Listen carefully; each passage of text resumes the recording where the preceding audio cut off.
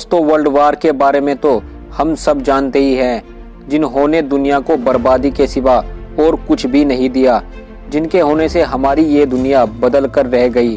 क्योंकि इन्हीं वार्स के बाद अब हर देश अपने आप को दुनिया की नज़रों में सुपर पावर बनाने की कोशिश में लगा है, जिससे हर वक्त अब दुनिया पर इस ग्लोबल वार का खतरा मंडराता रहता है।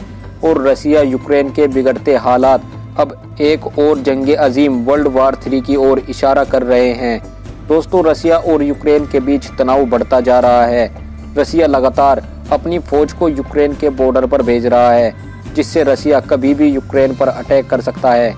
लेकिन आखिर रसिया ऐसा क्यों करना चाहता है, और अगर जंग छिड़ भी गई तो कौन सा देश किस तरफ होगा और दुनिया के क्या हालात होंगे। दोस्तों वीडियो शुरू करने से पहले अगर आप हमारे चैनल पर नए हैं तो चैनल को सब्सक्राइब करके बेल आइकन को प्रेस कर ले, ताकि हमारी वीडियो का नोटिफिकेशन सबसे पहले आपके पास पहुंच सके। दोस्तों यूक्रेन यूरोप की सबसे ईस्टर्न कंट्री है। इसका बॉर्डर यूरोपीय countries Poland, Slovakia, Hungary, Romania और बेलारूस से लगा है, जबकि दूसरी ओर इसका बॉर्डर सिर्फ रूस से लगा है। यूक्रेन यूरोप की दूसरी सबसे बड़ी कंट्री है और रूस यूरोप की सबसे बड़ी और ताकतवर कंट्री है। लेकिन इसके बावजूद भी वो यूक्रेन से डरा हुआ क्यों है, ये जानने से पहले थोड़ा पास्ट में रहे इन दोनों के ताल्लुकात को समझते हैं। दोस्तों 1917 में जब रशियन रिवॉल्यूशन के चलते रशियन एम्पायर ख़त्म हुआ, तभी 1918 में यूक्रेन को भी आज़ादी मिल गई थी। लेकिन ये आज़ादी ज़्यादा सालों तक नहीं रह सकी, क्योंकि 1921 में जिन्होंने रशियन एम्पायर को ख़त्म किया था, उन्होंने ही वापस से यूक्रेन पर हमला कर उसे कब्जे में ले लिया था। और 1922 में यूएसएसआर की स्थापना की गई, जो 15 अलग अलग देशों का एक यूनियन था, जिसमें यूक्रेन भी उसका एक अलग यूनियन बनाया गया था। दोस्तों यूक्रेन रूस के लिए बहुत ज़्यादा इम्पोर्टेंट था, क्योंकि दोनों देशों में रहने वाले लोग एक ही थे, दोनों देशों के धर्म एक जैसे थे, जो आज भी हैं। इसी वजह से रूस हमेशा से यूक्रेन के बारे में कहता है कि यूक्रेन एक अहम हिस्सा है रशियन कल्चर और हिस्ट्री का, और रूस इसी वजह से यूक्रेन को अपने पार्ट के रूप में देखता है। 1922 में बना यूएसएसआर 1991 में 15 अलग देशों में बंट गया था, जिनमें यूक्रेन भी शामिल था। और इस तरह 1991 में यूक्रेन अब एक आज़ाद देश बन गया था। यूक्रेन अब अपने फैसले लेने के लिए आज़ाद था। और 1991 के बाद अब यूक्रेन यूरोपीय कंट्रीज़ के साथ अपने ताल्लुक बढ़ाने में लग गया। लेकिन रूस ने यूक्रेन पर आज़ादी के बाद भी दबाव बनाए रखा, जो 2014 तक रहा, क्योंकि 1991 के बाद यूक्रेन में ज़्यादातर सभी राष्ट्रपति रूस के दोस्त थे, जिनसे वो रूस के हर फैसले पर राजी रहते थे। दोस्तों 1997 में नाटो यूक्रेन कमीशन बनाया गया, ताकि यूक्रेन भी नाटो का एक हिस्सा बन सके। नाटो की फुल फॉर्म है नॉर्थ अटलांटिक ट्रीटी ऑर्गेनाइजेशन, जिसकी शुरुआत 4 अप्रैल 1949 को अमेरिका से हुई थी, जिसमें लगभग सभी यूरोपीय कंट्रीज शामिल हुई थी। इस संधि ने यूरोपियन कंट्रीज और अमेरिका के बीच मजबूती बना दी।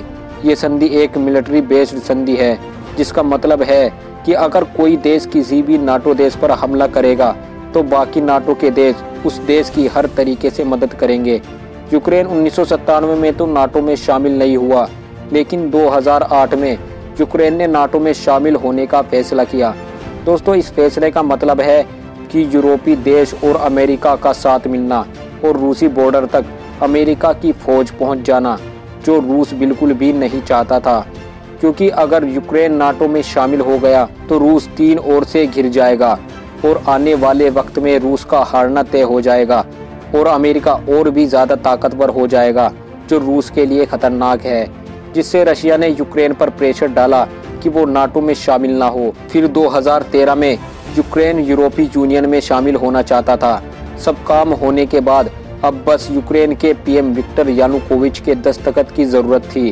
पर दूसरी ओर से रूस ने यूक्रेन पर दबाव बनाया, जिसके आगे यूक्रेन के पीएम झुक गए और यूरोपीय यूनियन में शामिल होने से उन्होंने मना कर दिया, जिसे देख यूक्रेन के लोग सड़क पर उतर आए और अपने राष्ट्रपति का जमकर विरोध करने लगे। और 2014 में इस चिंगारी ने रिवॉल्यूशन का रूप ले लिया। लाखों लोग यूक्रेन की सड़कों पर जमा हो गए और यूक्रेन के पीएम के इस्तीफे की मांग करने लगे। धीरे धीरे इस प्रोटेस्ट ने दंगों का रूप ले लिया। इसके बाद इस सब को देखते हुए पीएम विक्टर यानुकोविच को हटा दिया गया, जिसके बाद यूक्रेन के नए राष्ट्रपति पेत्रो पोरोशेंको बने, जिन्होंने 2014 में ही यूरोपियन यूनियन एसोसिएशन को साइन कर लिया, जिससे अब यूक्रेन के ताल्लुक यूरोपीय कंट्री के साथ बढ़ गए। और दूसरी ओर रूस, जो ये नहीं चाहता था, अब उसका रुख यूक्रेन को सबक सिखाना था। जिसके बाद मार्च 2014 में रूस ने अपनी आर्मी यूक्रेन के स्टेट कीमिया में भेजी और उस पर कब्जा कर लिया, जिससे यूक्रेन पर काफ़ी असर पड़ा, क्योंकि कीमिया यूक्रेन का एक इम्पोर्टेंट पार्ट था, जिससे 2014 के बाद से यूक्रेन और रूस में तनाव बना हुआ है। उसके बाद भी 16 दिसंबर 2021 को यूक्रेन ने फिर कहा कि अब वो जल्द ही नाटो में शामिल होगा, जहां रूस ने यूरोपीय देशों पर प्रेशर डाला और यूक्रेन को नाटो में शामिल करने से मना किया।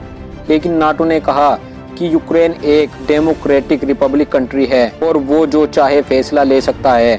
तभी से रशियन राष्ट्रपति पुतिन ने यूक्रेन के बॉर्डर पर फौज भेजना शुरू कर दी और आज तकरीबन 1 लाख से ज़्यादा फौज यूक्रेन के बॉर्डर पर मौजूद है, जो सिर्फ एक इशारे के इंतज़ार में है, जिसे देखकर यूरोपीय देशों ने पुतिन को धमकाना भी शुरू कर दिया, जिसमें उन्होंने कहा कि अगर रशिया ने यूक्रेन पर हमला किया तो नतीजा बहुत ही भयंकर होगा, जिससे साफ जाहिर है अगर जंग छिड़ी तो वो जल्द ही पूरी दुनिया में फैल जाएगी और वर्ल्ड वार 3 का रूप ले लेगी।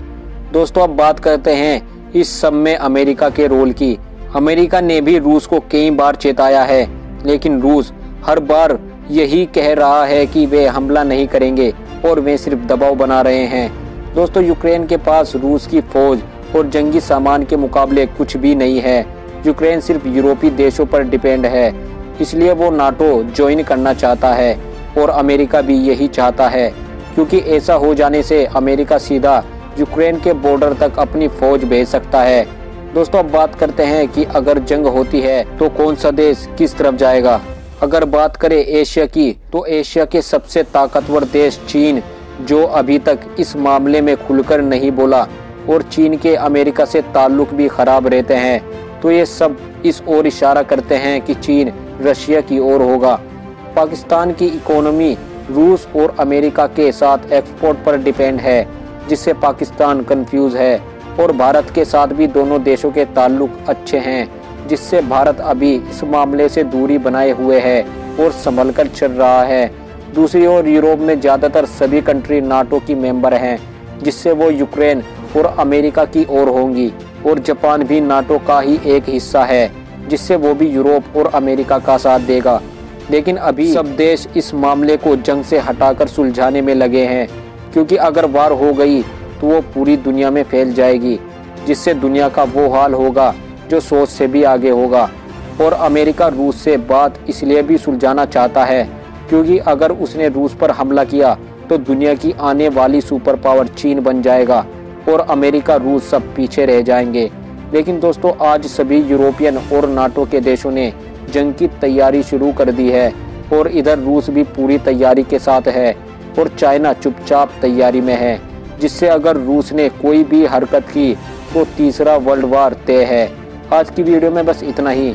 अगर वीडियो पसंद आई हो तो वीडियो को लाइक करके चैनल को सब्सक्राइब कर लें। मिलते हैं नई वीडियो में।